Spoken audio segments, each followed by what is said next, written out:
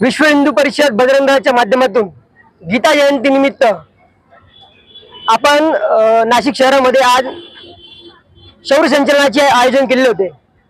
शौर्य संचलन हे आपण कशासाठी करतो तर बजरंग दल विश्व हिंदू परिषदेने 1992 साली जो बाबरीचा ढाचा, जो कथाकथित जो ढाचा होता, तो ढाचा पाडण्याचं जे काम जे बजरंगींनी केलं होतं त्याच्या शौर्याची आणि त्या महान कार्याची आठवण म्हणून आपण हे शौर्य संचलन जे आहे ते करत असतो।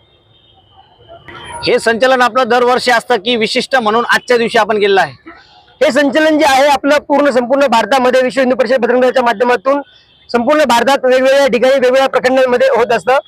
आज या ठिकाणी आपण जे संचलन केलेले आहे ते आपण 6 तारखेला गीता जयंती होती। 6 तारखेच्या गीता जयंतीच्या निमित्ताने ते औचित्य साधून आपण आज या 13 तारखेला या शौर्य संचलनाचे नाशिक शहरामध्ये आयोजन केले होते।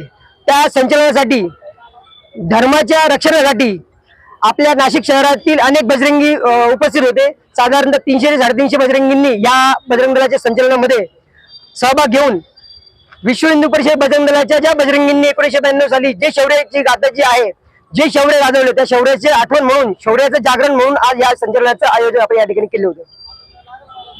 आजच्या या शौर्य संचलनाच्या निमित्ताने नाशिक शहरातील सर्व बजरंगींनी मोठ्या प्रमाणात परिश्रम करून जो आजचा हा शौर्य संचलनाचा कार्यक्रम यशस्वी केला त्याबद्दल मी सर्व बजरंगींचे प्रथम आभार मानतो।